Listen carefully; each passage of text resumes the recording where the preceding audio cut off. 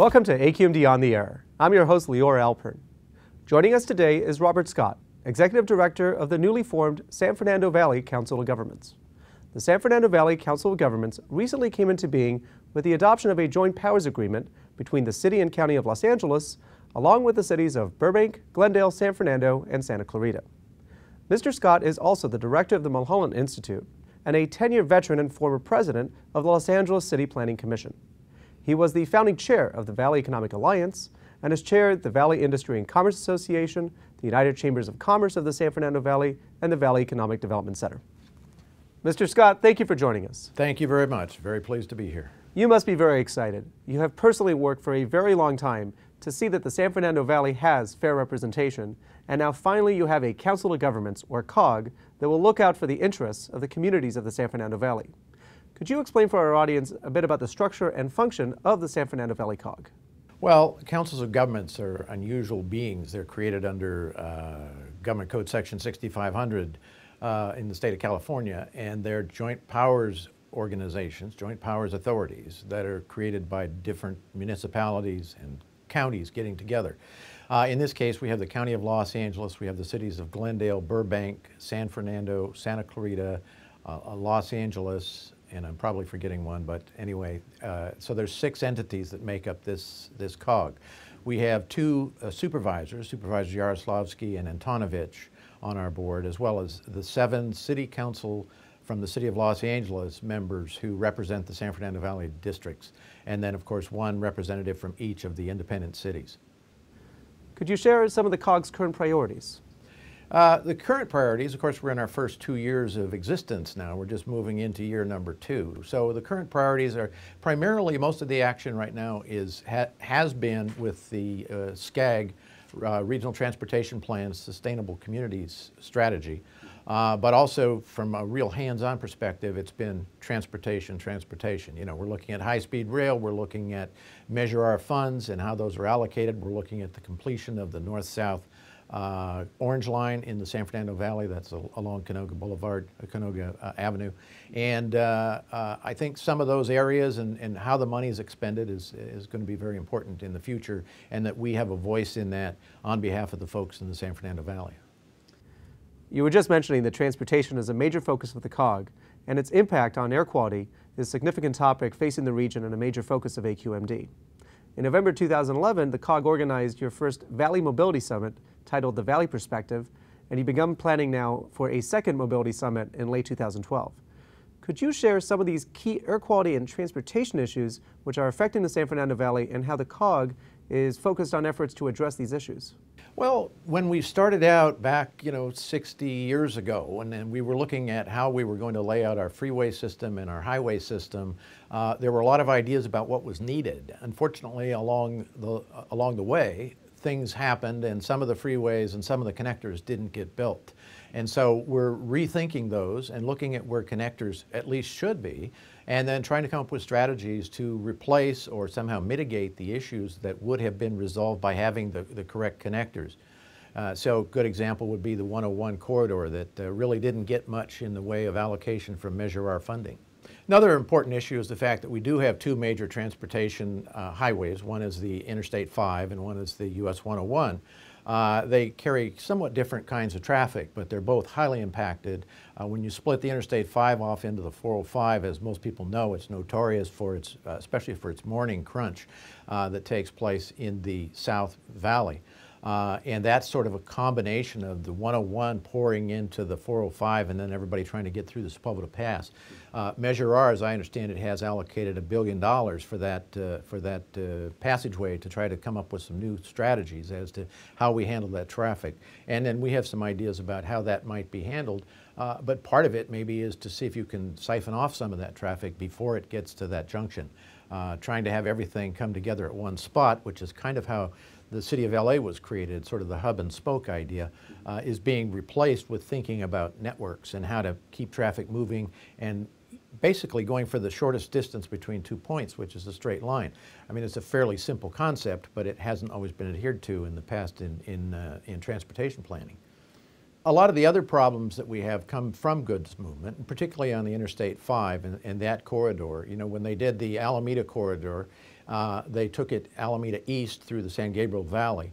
There is a virtual Alameda North, if you will, corridor that involves bringing goods movement out through the San Fernando Valley, through the Santa Clarita Valley, and ultimately, I think, as time goes on, into the Antelope Valley.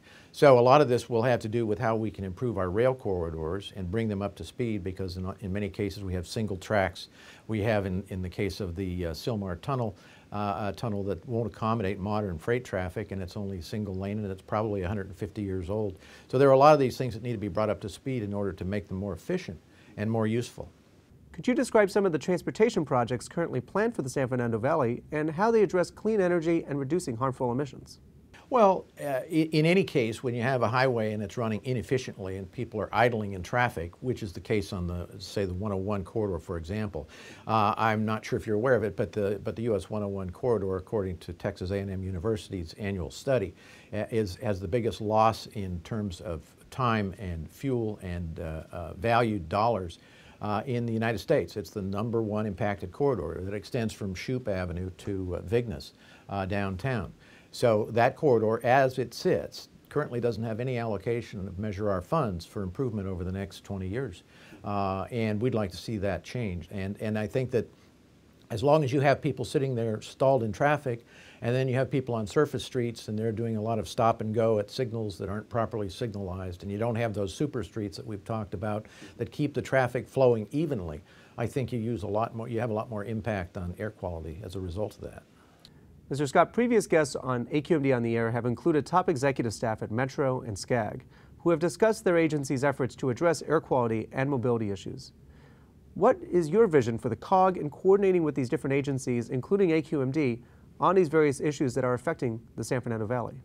Well, we've had a really excellent relationship with Metro, with AQMD, with SCAG. They've been tremendously helpful in helping us get our organization started, and they have a very high valuation of what these COGs can do. We do now have our own official San Fernando Valley subregion of SCAG. We're recognized, and we have appointments on boards of Metro and on SCAG. Technical advisory committees, streets and highways committees, energy and environment committees. So it's great to be able to have people from our region who can speak up at these meetings and at least provide some input and provide education to these committees as to what the regional needs are. We've got about 2 million people in this jurisdiction, and that's a lot of people to have unrepresented and a lot of information that probably hasn't been there before. We occupy an area that's known in the county as Service Program Area 2. And it's the largest transfer of wealth area, meaning that they really haven't done a lot in terms of legacies and money and funding for programming as they could have. But now that we have this subregion created, it can begin to have a voice and be treated as a region just as many of the others that have existed for many years are. So this is a tremendous opportunity, and the agencies have been extremely supportive. AQMD has been very supportive of our programming, of our mobility summit, and been very helpful in educating us as to what we need to do as well. One big issue is, of course, jobs, housing balance. And one thing they're doing in the Santa Clarita Valley is they're working on trying to increase the number of jobs available in proportion to homes. So they're upping the number of expectation. One of the problems that we have is we have a very low inventory of industrial properties. We're down to about a 3% vacancy rate in the San Fernando Valley. I think in the Santa Clarita Valley, they're filling up industrial space as quickly as they can create it. And so one of the things here is to try to put the jobs and the careers and the occupations closer to where people live, and then also to make sure that the transportation that people, when they do have to take that transportation, is more efficient. One of the difficulties we had is with the growth in the Antelope Valley, having more and more traffic coming in, that makes more North County pollution. The North County did not used to be a highly polluted area, but now it's something that they have to deal with, and what this is has to do with the sprawl. The sprawl that used to belong to the San Fernando Valley until it built out is now happening in the Santa Clarita Valley, and to a large extent happening in the Antelope Valley. So you're seeing more and more people spread further from their jobs and more pollution as a result. As you know, residents in our region are breathing the worst air quality in the nation, and the Santa Clarita and North San Fernando Valley have some of the highest concentrations of air pollution in our region. A key component for the successful implementation of the plans we were just discussing will be to secure federal funding. As Congress is currently working on the reauthorization of a surface transportation bill, what are some of the opportunities for prioritizing these funds to projects in our region and addressing some of these needs? One of the functions of a COG is actually to be able to visit Sacramento and visit Washington, D.C. and speak on behalf of a region. We speak on behalf of some pretty heavy hitters in those terms, in the sense of the Los Angeles County, which is the largest county in the United States, the city of Los Angeles, which is the second largest city in the United States. And I think bringing that power to bear, and also bringing the wisdom and the creativity of the independent cities to bear on what an important region this is and how important it is to make sure that we get our fair share of transportation dollars, funding, resources, and attention is a really big issue for us because we're so far removed from Washington, D.C. physically. It's easy for them to forget about us, and oftentimes if we don't have the necessary representation, even from our congressional delegation, who are very busy with the jobs they have to do, it's important to have groups like us to come out and actually speak from experience and speak from our involvement on the street working with these issues.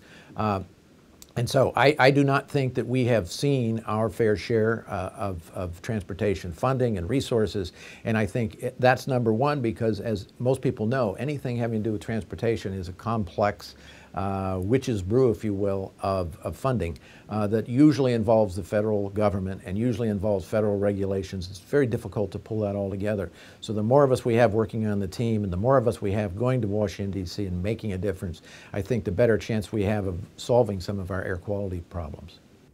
Councils of governments around the region are involved with projects that are reducing harmful air pollution. What are some of the projects in the works in the San Fernando Valley that will help to reduce harmful air pollution in your area?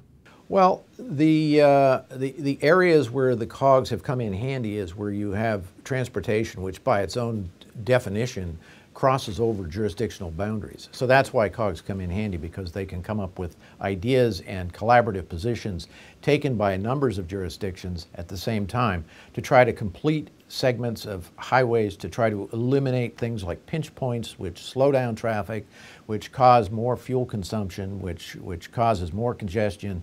And these are projects that have been going on. All you have to do is leave Los Angeles County, and I believe it's on the 405, and cross over into Orange County, and you can see the difference that is made when the freeway becomes more efficient, more free-flowing, and it works the way it's supposed to work, as opposed to what we have in, say, Los Angeles County with a lesser freeway capacity. And I think as we move forward and we cooperate more, and it's key for us to work with the other councils of governments, the South Bay Council of Governments, the San Gabriel Valley, the Gateway Cities Council of Government, and work with them as a team, because this transportation is something that has to work, and its weakest link is the part we worry about. And oftentimes that weakest link happens in places where you wouldn't expect it. Lastly, what types of opportunities for partnership and mutual support do you envision between the COG, AQMD, and the public in order to advocate for the funding and policies that will help to improve the quality of life of residents in the San Fernando Valley?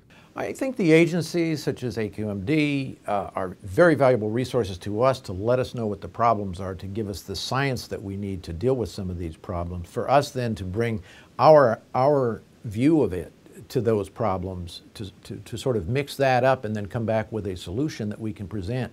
And they have been very, very cooperative. AQMD in particular has been very cooperative in listening to what we have to say, in taking an active interest in letting us take some leadership in our own region, allowing us to help come up with our own solutions, because one size doesn't always fit all, and we have to look at ways that we can accomplish things without necessarily having to use those top-down solutions, but rather top-down information and then bottom-up solutions. Robert Scott, thank you for joining us today. We appreciate your leadership in establishing the San Fernando Valley COG and for being a partner in helping clean the air for millions of residents in the San Fernando Valley and throughout the region. Thank you very much. Thanks for having me. Well, that's our show. I'm Leora Alpern. Thank you for watching AQMD on the Air. Visit us at cleanairconnections.org to learn how you can help us clean the air that we breathe.